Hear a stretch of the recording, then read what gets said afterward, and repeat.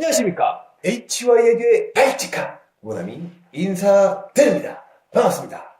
네, 드디어 제동장치를 강의하는 시간이 되었네요. 네, 페이지는 저희 교재 88페이지가 되겠습니다. 저희 쾌남쌤님께서 아주 그냥 발칙하게 글을 써주셨네요. 이게 제동장치만 끝나면 아주 쉬운 구동장치가 나온다는 거. 네.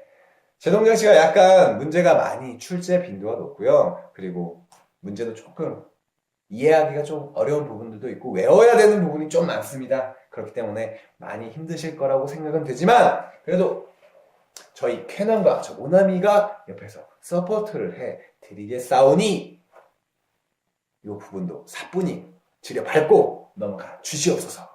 네, 바로 제동장치에 대해서 말씀을 드리겠습니다. 제동장치란 무엇입니까? 우리 교재 88페이지 제동장치가 뭡니까? 제동장치는 우리가 일반적으로 주행 중인 자동차를 감속하거나 정지 또는 주차를 시킬 때 저희가 요 녀석들을 이용한다는 거. 일반적으로 저희가 손으로 자동차에 이렇게 했습니다. 오늘은 아주 그냥 잘 그려. 바퀴가 이렇게 있어요. 바퀴를 이렇게 패드 같은 거나 드럼으로 바퀴를 고정시켜주는 거. 이런 것들도 저희가 제동 장치에 포함이 된다고 할 수가 있겠고요. 그리고 운전석 안에서 이렇게 좀 옛날식이긴 한데 사이드 브레이크도 저희가 제동 장치 중에 하나라고 말씀을 드릴 수가 있겠습니다. 그러면 이 제동 장치의 가장 중요한 역할은 뭡니까? 구비 조건. 얘네들이 뭔 역할을 해야 돼요? 우선은 첫 번째, 제동이 확실해야겠죠.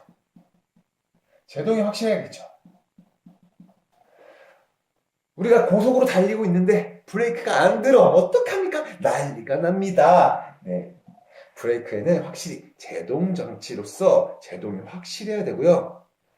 명확히 작동해야 됩니다. 명확히. 그리고 두 번째, 지금 저희가 이렇게 써주는 거는 기출문제에 기반을 둔 이러한 설명이기 때문에 이런 것들 저희 오른쪽에 빈 공간 남겨뒀죠? 이런 거 적어두십시오. 그리고 문제 나오면 답을 클릭해 주십시오. 두 번째, 신뢰성과 내구성 우수해야겠죠? 마지막, 그리고 3번, 조정이라든가 정비가 용이해야 합니다. 제동장치란 자동차의 감속이나 정지를 시켜주고 주차 상태를 유지하기 위해서 사용되는 것들인데 그런 것들을 명확하게 하기 위해선 요 세 가지의 조건들을 만족시켜야 된다. 첫 번째 뭐라고? 제동이 확실하고 작동은 명확하게 돼야 된다. 두 번째 뭡니까? 신뢰성과 내구성이 우수해야 된다는 거. 글씨를 좀 써요. 네, 세 번째. 그리고 조정과 정비가 용이할 것, 쉬워야 한다는 겁니다. 이렇게 해서 제동 장치에 대해서 간단하게 필요한 내용들을 설명을 드렸는데요. 제동 장치에서 가장 시험이 많이 출제가 되는 것이 저희 교재에 나와 있는 페이드 현상과 베이퍼록 현상이라고 말씀을 드릴 수가 있겠습니다. 제가 그 교재에 나와 있는 몇 페이지입니까? 90페이지에 있는 그 작동 순서도 같이 설명을 드리면서 문제를 넘어가려고 하는데요. 우선은 이 자동차의 원리로서 이와백으로서 한번 그림을 그려보도록 하겠습니다. 우리 이렇게 풋브레이크가 있죠? 이렇게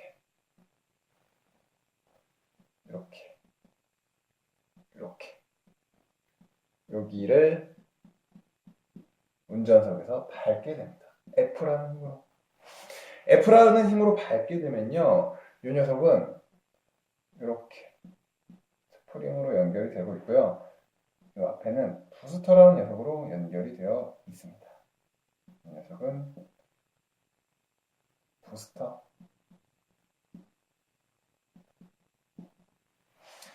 이 부스터는요, 어떤 역할을 하냐면, 페달을 밟는 힘을, 이렇게 힘을 밟잖아요.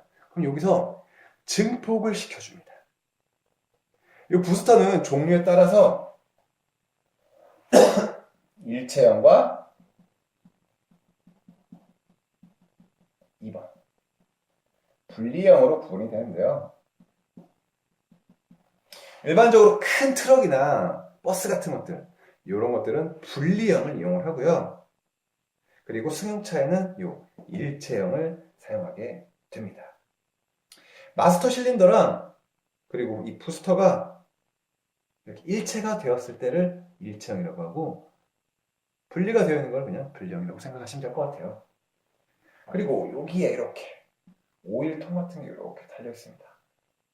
이 오일을 이용해서 이 안에 있는 압력, 유압을 발생시키는 역할을 하는 거예요.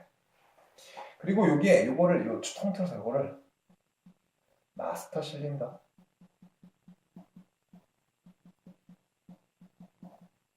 라고 합니다. 그리고 여기에서부터 이렇게 유압이 연결이 돼 있어요.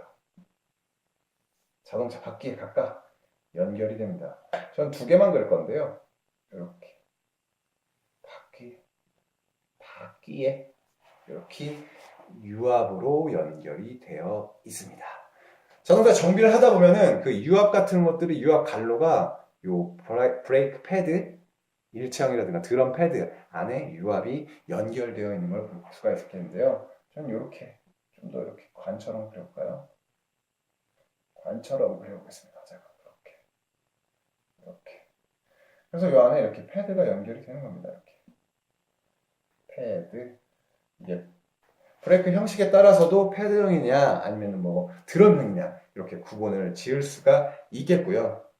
그러면 페이드 현상과 브레이크 베이퍼록 현상은 무엇이냐면요. 페이드 현상이라는 거는 브레이크를 연속적으로 이렇게 밟았어요.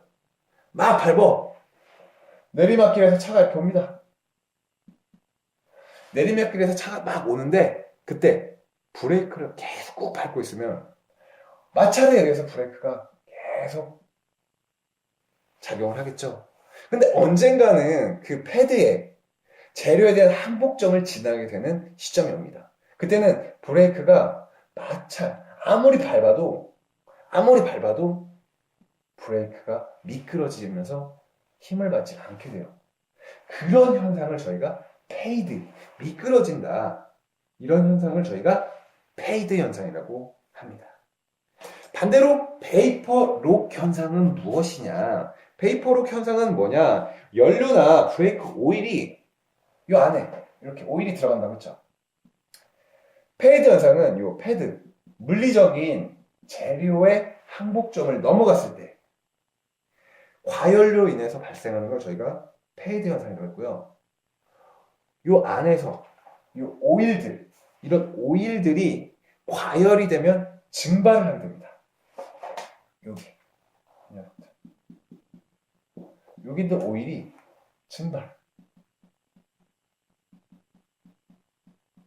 증발이 돼서 어떤 현상이 되면요, 증기가 폐쇄 현상을 일으키게 됩니다.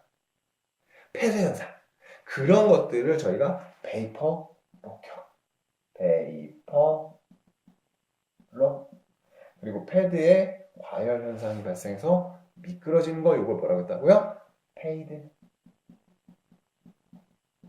현상이라고 합니다. 둘 다 원인은 무엇이냐면요, 과도한 브레이크 사용. 웬만하면 저희가 언덕길에서는 엔진 브레이크를 사용해라. 엔진 브레이크는 뭡니까? 엔진의 RPM을 갑자기 낮춰서, 그러니까 뭐 갑자기 3단으로 가고 있는 걸 2단으로 해서 엔진의 회전수를 감속시키는 이런 거, 엔진 브레이크를 사용하는가, 이런 것들을 사용해라 이렇게 하잖아요.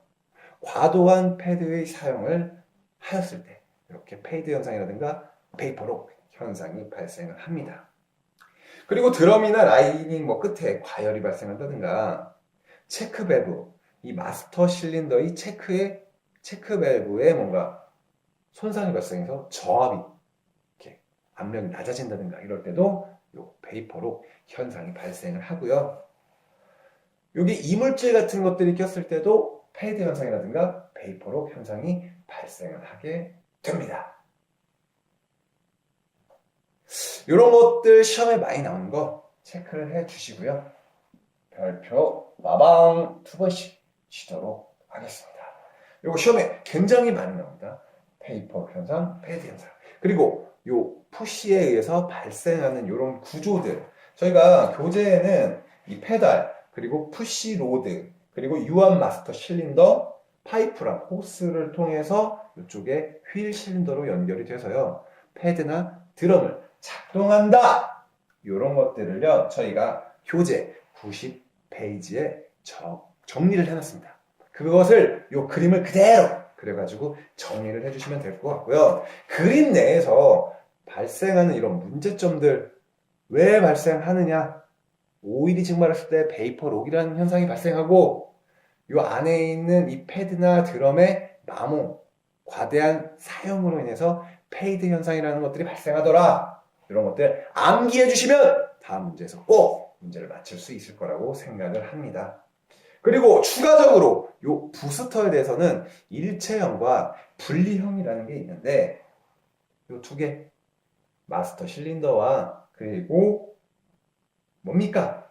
마스터 실린더와 부스터가 함께 붙어 있는 걸 저희가 일체형, 일반 승용차에서 사용을 한다. 그리고 이것들이 떨어져 있는 거, 이런 것들을 저희가 분리형, 대형차라든가 버스, 트럭 이런 것들에 사용을 한다는 거 알아두시면 감사할 것 같습니다. 마지막으로요, 작동 방식에 따라서 저희가 세 가지로 구분을 하게 됩니다. 우선 지울게요. 지워. 깔끔하게 지워버려. 지워. 죄송합니다. 아이고. 지우자. 네. 마지막으로요. 오늘 강의의 포인트. 네. 작동 분류, 작동 방식에 따라서 크게는 세 가지. 작동 분류에 따라서 크게는 세 가지로 나누어집니다. 저희가 책에는 기계식 브레이크, 유압식 브레이크, 배력식 브레이크 이렇게 세 가지로 설명을 드렸는데요. 그것에 대한 것들을 세분화해서 좀 더 간단하게 설명을 드리고요. 오늘 강의를 마무리 져 보도록 하겠습니다. 마무리 단계입니다. 힘내시도록 하십시오. 네, 우선은 첫 번째 기계식입니다. 기계식은요. 적어볼까요? 기계식은요. 브레이크 페달이나 브레이크 레버의 조작력을 케이블 또는 로드를 통해서 브레이크 슈에 드럼에 압착시켜서 그대로 작용한다는 겁니다. 그냥 힘으로 한다는 얘기예요. 우리가 힘으로 그냥 빡시게 눌러가지고 작동시키는 거, 이런 거를 기계식이라고 합니다. 유압식은요, 책이라든가 선생님에 따라서 설명을 더 세분화해서 나누기도 하는데요. 저희는 이걸 두 가지로 나눌 수가 있겠습니다. 유압식은요, 유압식과 공기식으로 구분이 됩니다. 유압식은요, 파스칼의 원리를 이용한다고 생각하면 돼요. 파스칼의 원리. 이거 배웠을 겁니다. 누른 힘은 면적 곱하기. 여기서 F는 모든 공간에서 동일하다. 이런 거 파스칼의 원리 배우셨을 겁니다. 이 유압식을 이용해서 이런 거 파스칼의 원리는 공무원 시험 준비하시는 분들은 약간 유압식이 파스칼의 원리를 이용해서 작동하더라. 이런 것들은 추가적으로 기억을 해주시면 될 것 같고요. 여기서 중요한 건 유압식은 힘을 가해지는 것에 비해서 좀 더, 그러니까 사람이 누르는 것에 비해서 큰 힘을 더 작동시킨다. 유압식. 했을 때 힘이 더 세지더라. 이런 식으로 기억을 해주시면 될 것 같고요. 공기식으로는요, 압축 공기의 압력을 이용해가지고 브레이크 슈를 드럼에 안착시키는 거, 뭐 공기식, 공기의 압력을 이용하는 겁니다. 공기의 압력. 비슷하지만 약간 다르지만 공기의 압력을 위해서 브레이크 슈를 잡아주는 거. 이렇게 공부를 하시면 될 것 같고요. 마지막 배력식. 배력식도 두 가지로 구분이 됩니다.